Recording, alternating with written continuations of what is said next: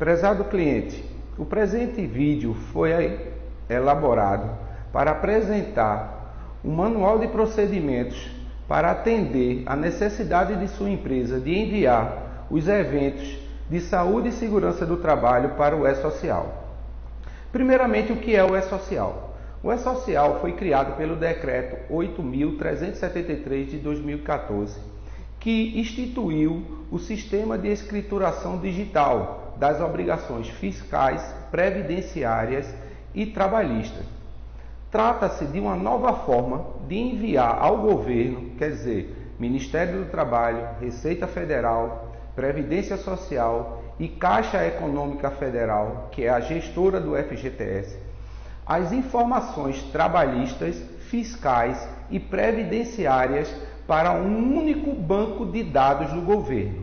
O que é que acontece? Antigamente, seu escritório de contabilidade enviava informações diversas, tanto para a Previdência Social, quanto para a Receita Federal, quanto para o INSS. Hoje, todas essas instituições vão buscar as informações num banco único. Então, o E-Social faz parte do SPED. Logo, todas as informações que compõem o Sistema Público de Escrituração Digital, onde o E-Social, uma parte dela, terá todas essas informações cruzadas. Então, preparamos para você, cliente, esse manual de orientações sobre os procedimentos que precisarão ser seguidos à risca para evitar atuações e multas à sua empresa. Então, vamos lá.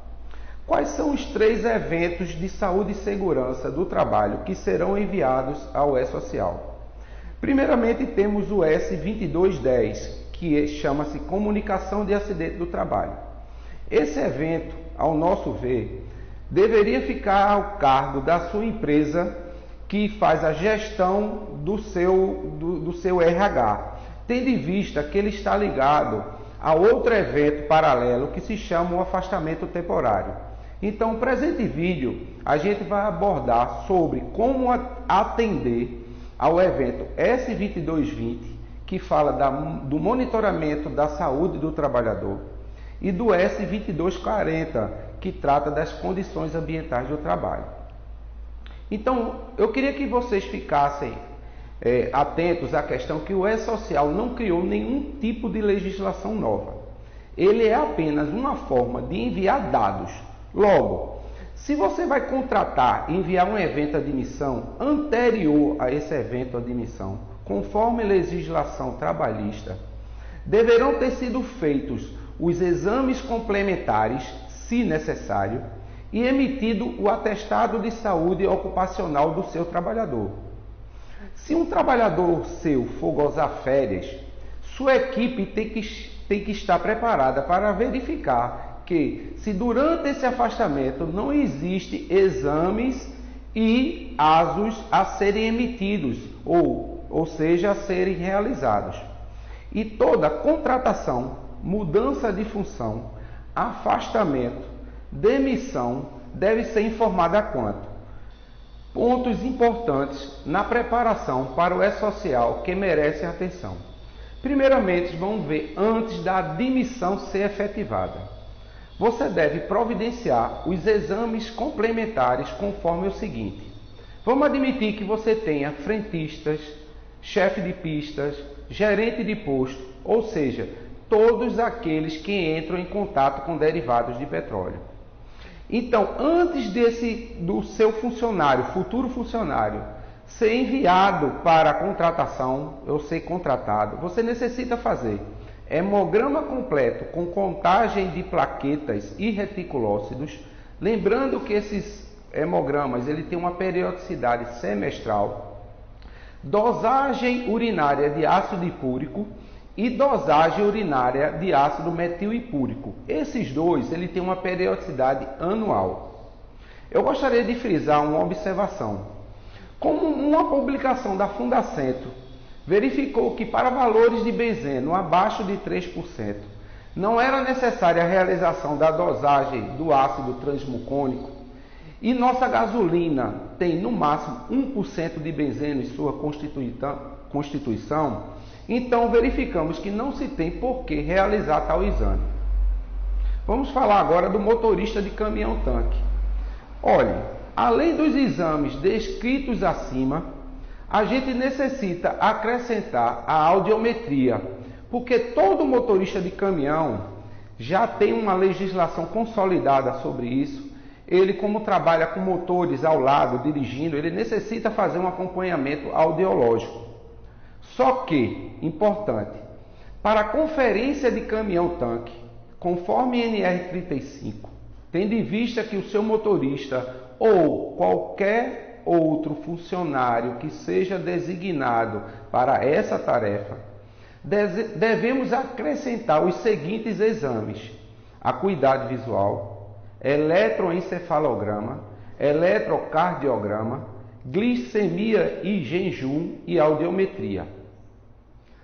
Vamos falar agora caso você esteja contratando um atendente de loja. Observação que manipula alimentos.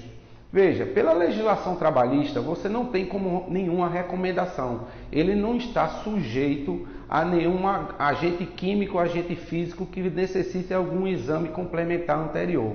Contudo, por força da Anvisa, ele necessita fazer hemograma completo, parasitológico, VDRL e cultura de fezes. Falando agora, caso vocês contratem algum trocador de óleo. O trocador de óleo tem de vista que ele vai estar em contato com um derivado de petróleo que não é gasolina. Contudo, ele necessita fazer o hemograma completo, plaquetas e reticulócitos, só que na periodicidade anual, porque a periodicidade semestral ela foi instituída por força do benzeno presente na gasolina. Então, tendo em vista que óleo lubrificante, ele não tem contato, não possui benzeno, não possui na sua constituição, não necessita que você faça o hemograma completo e as plaquetas na periodicidade semestral. Observação: para todos os demais funcionários, das quais eu não citei aqui, você deve consultar seu PCMSO, que é fornecido pela Quanto. Lá vem explicando quais são os exames complementares necessários para que o ASO venha devidamente preenchido. Caso o funcionário, no momento do ASO, ele não está exposto a nenhum fator de risco, como é no caso do atendente de loja, só a anamnese clínica é necessária, ou seja, o próprio atestado em si. Observação: para os postos que estão na região metropolitana de Recife, recomendamos que tais exames complementares sejam feitos em nossa clínica parceira, pois os dados de quem assinou, nome, CPF, número de conselho e a data do exame, nós temos como ter acesso a isso para alimentar o nosso sistema. Tudo ok? O próximo passo, após concluídos os exames complementares, deve-se encaminhar o funcionário para a emissão do ASO, para a avaliação e emissão do ASO. Pontos importantes: caso sua empresa não possua o serviço ASO incluído no contrato, será importante concentrar todos os ASOs numa única clínica, tendo em vista que para cada trabalhador, a informação do médico, nome, CPF, CRM, que realizou o exame, terá que ser enviado ao E-Social. Então imagina você fazer um levantamento se toda vez você está trabalhando com um médico diferente.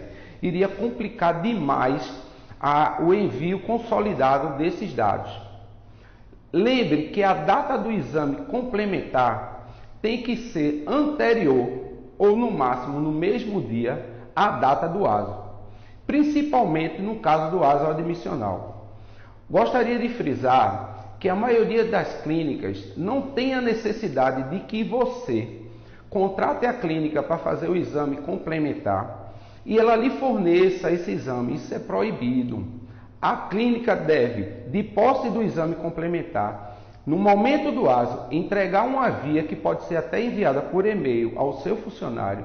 E esse exame ele fica na ficha do funcionário. E caso você necessite dessa informação por alguma fiscalização, você solicita a clínica e ela fica na ficha do empregado e é guardada junto com o prontuário médico, tendo em vista que essa informação é sigilosa. Continuando, caso o funcionário apresente alguma alteração nos exames, o ASO será emitido como inapto, o que evita problemas futuros, tendo em vista que a contratação não será efetivada. Outro ponto importante seriam os treinamentos obrigatórios.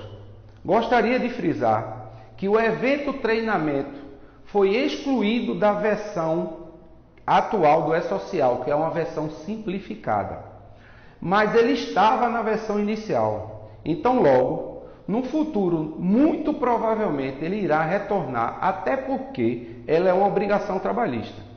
Em tela, eu mostro alguns exemplos de treinamentos que são obrigatórios para que você atenda à legislação trabalhista brasileira. Como observação, os trabalhadores de lojas de conveniência, além do NR20 integração, e que esses trabalhadores manipulem alimentos, eles necessitam fazer o curso de manipulação de alimentos para atender à exigência da Anvisa. Pronto, após você ter feito os exames complementares, de posse deles, ele ter feito o ASO, o seu funcionário e ter sido treinado, você necessita enviar esses dados, observação, para os postos que estão fora da região metropolitana, no qual a Quantum tem acesso à nossa clínica parceira. A gente pode pegar esses dados diretamente dele. A única coisa que você precisa nos enviar é a ficha de registro completa do funcionário, principalmente com o número de matrícula. Eu gostaria de frisar a questão desse número de matrícula, porque se no momento que eu enviar a informação para o E-Social, ele não estiver batendo, ou, por exemplo, o CPF dele, irá retornar uma recusa no envio desse dado, e nós teremos que consertar. Então, a gente necessita que após seja enviado a cópia do ASO e a cópia da ficha de registro para que a gente alimente o nosso sistema para o e-mail segurança2@quantumsoluções.com.br. É importante que seja fornecido nessa listagem o CNPJ da qual o empregado esteja registrado e não o local em que ele desempenha suas atividades, nos casos de transferência de local de trabalho. Necessitamos também saber se esse contratado é para cumprir cotas de aprendizes e de pessoas com deficiência. Lembrando também que a contratação de estagiários deve obedecer à Lei 11.788 de 2008, que será exigida no E-Social. Logo, os estagiários devem fazer exame médico admissional, periódico e demissional. Recomendação importante: para que seja descaracterizada a exposição ao benzeno e, portanto, com isso que não tenha a incidência da alíquota suplementar para o FAP, que é o financiamento da aposentadoria especial, torna-se imprescindível que no momento da contratação seja fornecido aos trabalhadores que entrem em contato com derivados de petróleo, como no caso frentista, chefe de pistas e gerente, os EPIs luva nitrílica e máscara com filtro de vapor orgânico, mediante preenchimento e assinatura da ficha de entrega de EPI, conforme o modelo fornecido. Da mesma forma, é necessário que seja emitido a ordem de serviço, conforme o modelo sugerido e fornecido, e que tenha a proibição de permanecer à frente do bico de enchimento no momento do abastecimento. Lembre-se que seu bico ele tem um desligamento automático. Você necessita que tenha esse desligamento automático. Importante, necessitamos do número do CA, da luva nitrílica e máscara com filtro VO fornecida a quem tiver contato com esse derivado, pois essa informação tem que ser colocada no PPP. lembrando que o PPP, a partir de janeiro de 2022, será digital. Após a contratação, a Quanto enviará mensalmente relação de exames complementares, ASOS e treinamentos a serem realizados com antecedência de 30 dias. É de fundamental importância cumprir os prazos, ou seja, não atrasar. Se houver alteração de função, a mesma deve ser comunicada com antecedência à Quanto para avaliação de exames necessários, complementares no caso, ASO, e informar os fatores de riscos e treinamentos a serem realizados. Desligamentos, nos casos de desligamentos. O empregado deve fazer o exame demissional, caso o admissional ou o periódico tenha sido feito há mais de 3 meses. Ou seja, se você fez um admissional e no período de 90 dias você fizer o desligamento do funcionário, não necessita enviar o exame demissional. As demissões devem ser informadas a Quanto para os postos que não têm serviço de ASO incluídos, enviando as cópias dos mesmos. Vamos falar agora no caso de emendar férias com afastamentos a partir de 30 dias. Os empregados afastados por parto, acidente do trabalho ou doença, a partir de 30 dias, deverão fazer o exame médico de retorno obrigatoriamente no primeiro dia de retorno. Observação: a NR7 foi alterada. Logo, a partir de janeiro de 2022, essa regra não mais vale. O ASO de retorno, o exame de retorno, tem que ser feito anterior ao retorno, devido a uma mudança na norma regulamentadora número 07. Reforçamos que tanto o exame médico de retorno, pagamento e o afastamento de férias serão informados ao E-Social. A seguir apresenta o resumo de todos esses exames que nós comentamos. O LTCAT, que é o Laudo Técnico das Condições Ambientais do Trabalho. Ele precisa ser atualizado, já que as informações serão transmitidas ao E-Social, logo com descrição de todos os ambientes de trabalho e todos os riscos e o uso do EPI. Na contratação de empresas terceirizadas com cessão de mão de obra, os laudos deverão ser entregues em cópia para que a empresa informe o seu ambiente de risco. Os EPIs, que são os equipamentos de proteção individual, serão informados com os seus respectivos certificados de aprovação. Gostaria de frisar novamente que o PPP vai virar digital a partir de janeiro de 2022. Então, logo, seu funcionário, através do portal do E-Social, do Gov, ele vai ter acesso ao PPP dele. CAT. Vou dar uma breve passada sobre o CAT, porque a CAT ela passará a ser elaborada dentro do E-Social. Então, não existe mais o CAT Web. Para isso, você necessita informar todos os acidentes de trabalho no mesmo dia, em caso de morte, ou no primeiro dia útil após o acidente. Fica a cargo de sua empresa de RH. Informe-nos imediatamente, pois daremos suporte. Lembrando que o PPP passará a ser eletrônico a partir do E-Social e ele contém todas as atividades que o empregado desempenha. Inclusive, se você analisar o formulário do PPP, lá tem as cartas emitidas para esse funcionário. Caso haja alguma alteração de atividade ou risco do empregado, precisamos ser informados ainda dentro do mesmo mês para enviar essa alteração e verificar a necessidade de um novo exame ou exames complementares. O trabalhador, lembre-se, terá acesso aos seus dados do seu PPP no portal Gov. Formas de mensageria.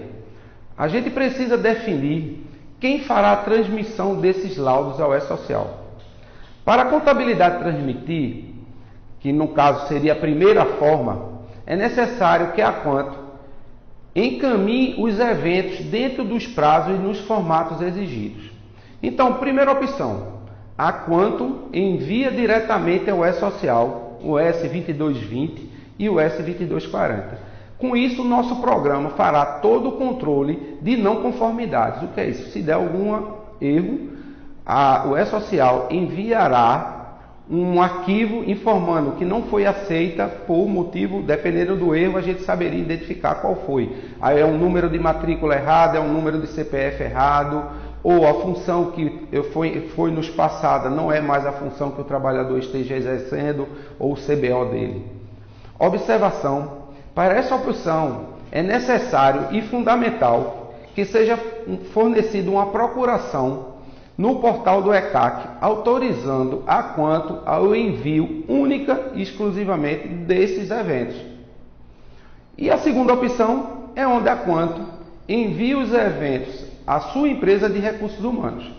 Para isso, a gente vai gerar os arquivos XML e enviar para o e-mail determinado por sua empresa de RH. Contudo, será de extrema importância que eles nos enviem os retornos, que são os recibos, para que possamos alimentar os nossos sistemas e processar e saber se houve alguma não conformidade. Multas e atuações do Ministério do Trabalho e Previdência Social. Como eu falei no início, o E-Social não criou lei nova, não criou exigência nova. As multas são as mesmas que se você não tivesse cumprido a exigência. A portaria 290 de 1997, ao Ministério do Trabalho cabe a fiscalização da legislação trabalhista. Portanto, informamos que a fiscalização do trabalho acompanhará eletronicamente e, se necessário, pessoalmente, todos os documentos necessários à comprovação do cumprimento das obrigações. Verifique um ponto. Imagine que você vai enviar, você contratou determinado funcionário no mês de janeiro de 2022. Até dia 15 de fevereiro de 2022, nós teremos que enviar os eventos S2220 e S2240. Caso eles não sejam enviados ou sejam enviados com datas não conformes, o sistema foi projetado para automaticamente lhe mandar uma multa, porque você não cumpriu a legislação trabalhista. Situação similar, só para você ter ideia, imagine que você um funcionário seu, hoje não existe isso, mas com o E-Social, um funcionário seu se acidente. O INSS, ele vai buscar o benefício no INSS. O INSS não tem acesso, antes do E-Social, se você emitiu ou não a CAT. Só que agora, na hora que ele entra com um evento de afastamento temporário, um pedido de benefício do INSS, o sistema ele cruza a informação e ele já vai saber se você não emitiu a CAT e você vai ser multado. Veja a seguir algumas multas e seus respectivos valores para o não cumprimento das mesmas.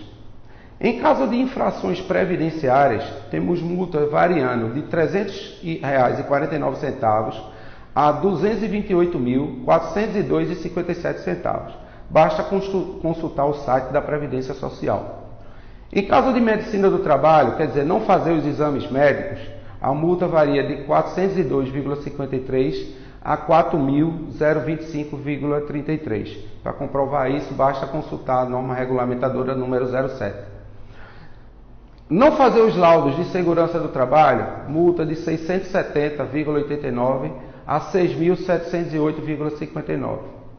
Fazer o PPP sem o LTCAT correspondente, lembrando que o LTCAT se renova anualmente, a multa é de R$ 25.192,89, inclusive atualizada recentemente no ano de 2021. A quanto vai passar um termo de responsabilidade, da qual a gente está promovendo a informação através de uma cartilha que vai ser fornecida, informando tanto nossas responsabilidades como a de vocês. Esperamos que estas informações possam ajudá-los. Agradecemos sua atenção e colaboração para o atendimento às exigências do E-Social e nos colocamos à sua disposição. Muito obrigado.